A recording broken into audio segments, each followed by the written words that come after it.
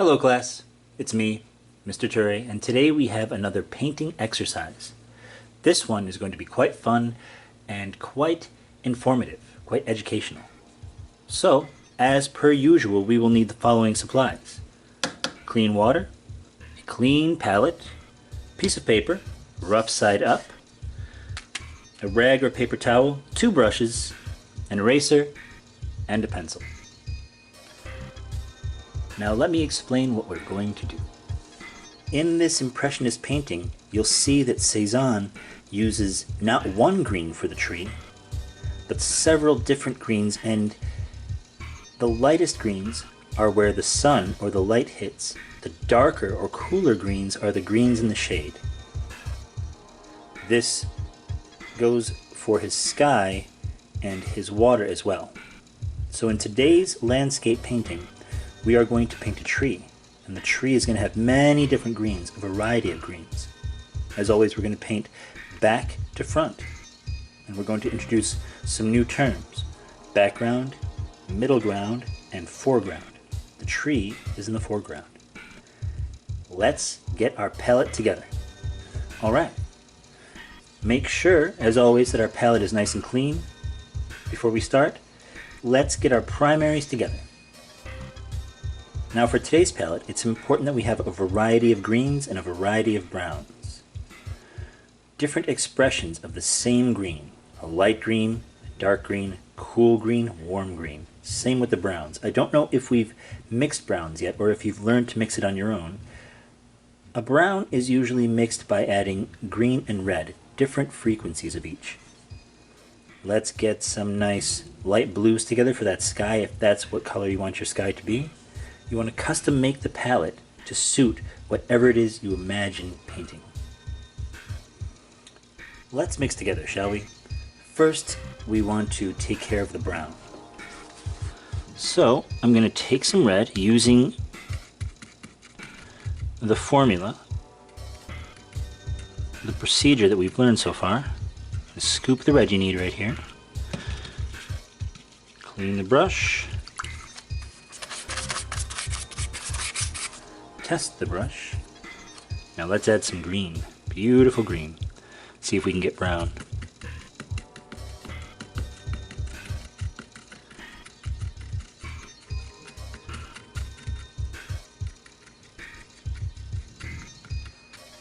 We're almost there already. Here's a new hack. It's important to have a test or a scrap piece of paper to see what the color will look like when it is on paper.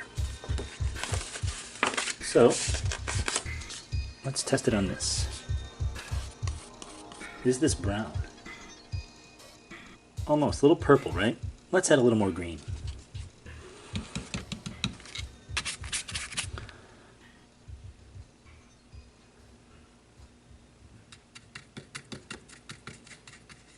Have you noticed that there's one color that's missing from today's palette?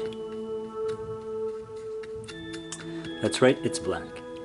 Because I don't think we're going to need it, but if you like the color, I love the color personally for specific things. If you like the color, please add it to your palette. Just remember, if you add black to any of these, it will overpower these colors and make them very dark and very murky. Ooh, this is a good brown. This will be the brown perhaps that's in the shade, away from the sun. Alright, now let's mix the rest of the colors the way you want to. When it comes to mixing the green, you want to add, to make a different kind of green, you could add yellow and blue together to make a different green than the one that comes out of the bottle, or you can take mostly green and add a little bit of its complement, a little bit of its opposite, red, to make it a nice cool green. Let's try that. So we're going to take green,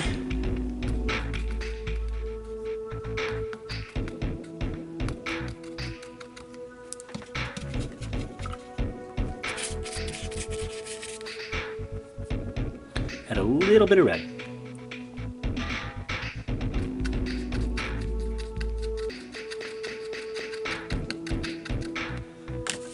test it out on our paper. We have this green. Now,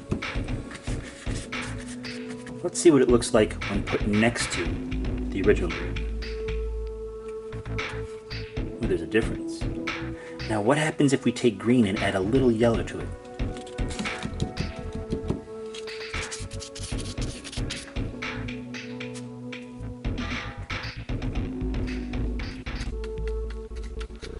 This looks like the type of green that is being touched by the sun. Yeah. So like our Impressionist painting by Cézanne, you have different varieties of green that will go on the tree. Let's keep mixing colors. And we're back. So I've mixed a custom palette based upon what I think my painting is going to look like. I have a couple different greens, a few. I have this nice brown. I have purple, light blue for the sky, yellow for the sun if I want, and I can always lighten things with the white paint if I want to. Now let's get to the drawing. Alright, today let's have our paper vertically, rough side up, and we're going to introduce foreground, middle ground, and background. I'm going to draw the middle ground right now, which is the horizon line. You can draw any kind of horizon you want. Mine is going to be just a flat plane, a little space for the trunk of the tree. Now, the sky is just going to be the sky for me. No sun, just a nice blue sky. I'm going to have the tree come up, not completely straight, a little bumpy, because bark can be rough and bumpy. I'm going to have the roots disappearing into the soil, into the grass. Maybe a branch right here with some leaves, maybe a bird's nest. I'm not going to shade because I'm going to let the paint do all of the explaining. And I'm going to have a nice, healthy, classic tree. I'm always going to be able to edit if I want, change things, but I think I like the way it looks so far. Let's get to painting. Now I'm going to be painting back to front, so I'm going to start with the sky.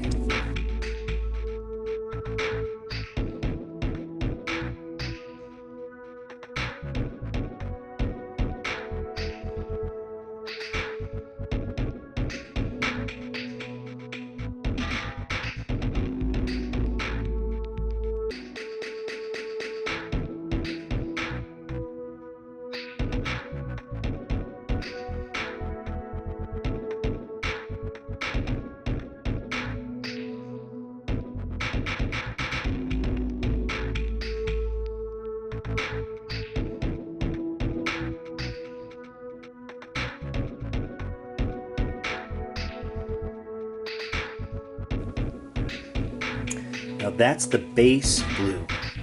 I'm going to liven it up. I'm going to change it, alter it, by adding the light blue that I already mixed.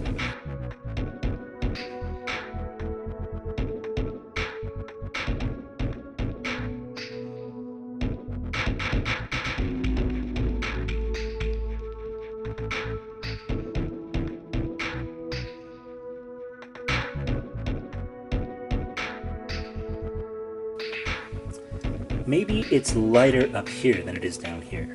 So let's add a little more white to our blue and push a nice sky like this. You can make whatever color sky you want to. Blue is just my natural default sky. I can play with it as I paint. I can blend it.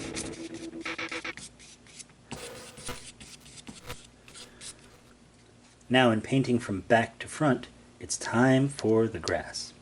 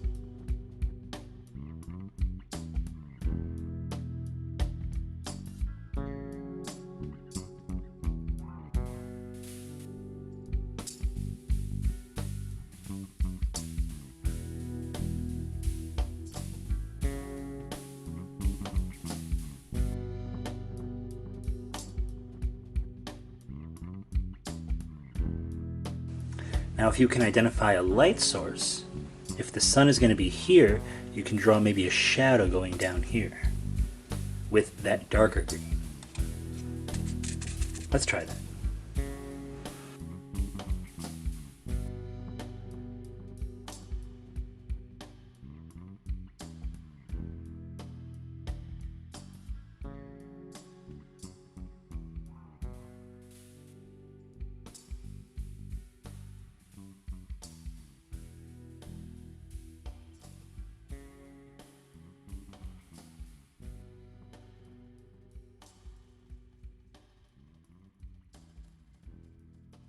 All right, awesome. So now it's time for the trunk.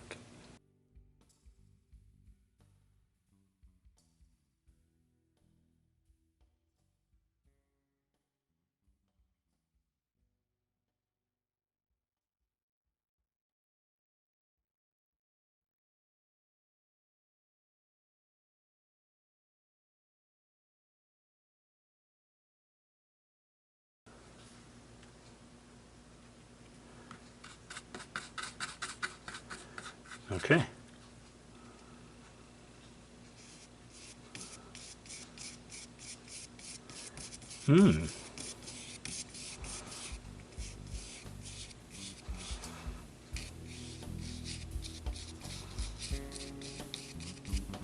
So the shadow is here, the light is here, but it's probably dark under here. So let's add a little bit more of that darker brown up here.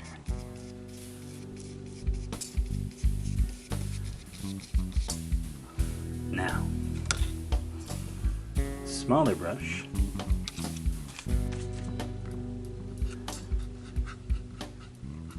The Impressionists believed that a color wasn't just one color, that there were elements or parts of different colors in the color that you were painting. To add texture, we would use a smaller brush. To add texture, a smaller brush. Now maybe some of that nice light brown along this side. So we're going to add yellow.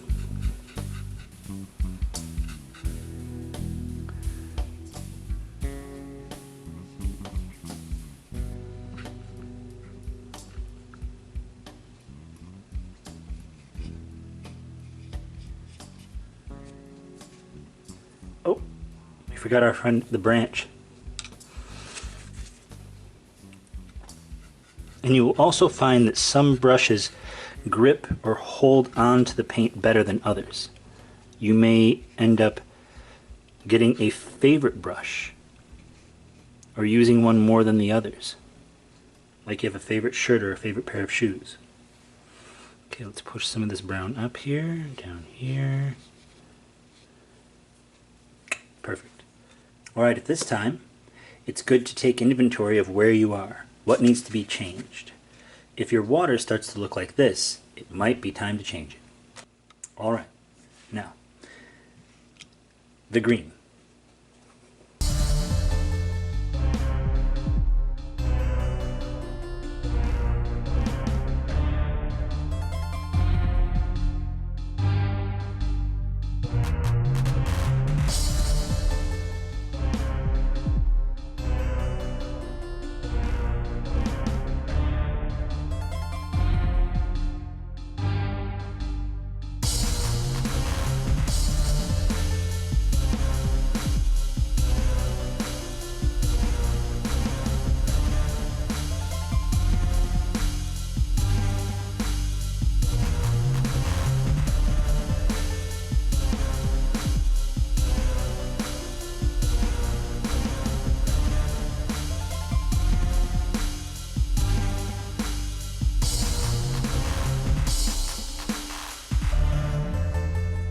I'm going to put some leaves here, some happy little leaves, to quote Bob Ross, one of my favorite painters.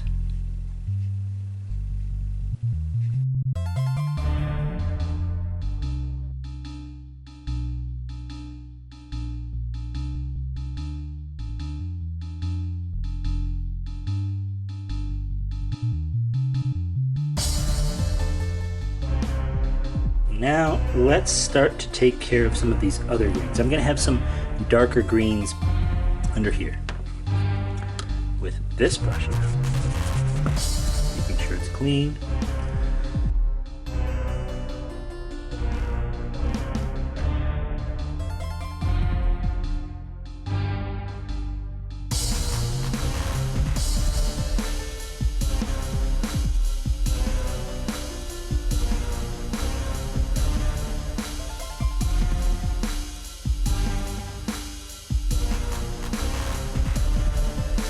Back to my favorite brush.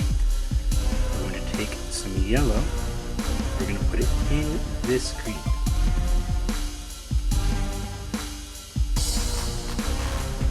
Up here.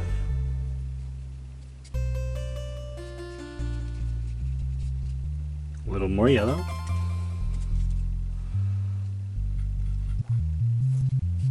Painting is also about just adjusting the levels till it's just right for what you want to say.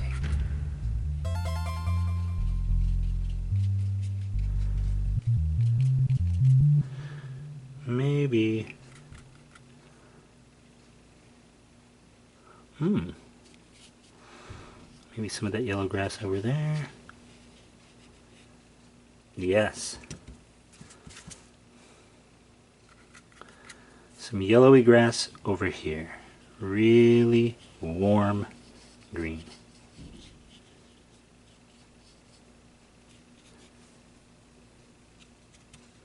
Alright friends, there we have it. An impressionist kind of tree. I hope you've enjoyed painting. I've enjoyed painting with you. Soon we begin our drawing unit. We're going to make comic books. Until then, have a beautiful day. Bye-bye.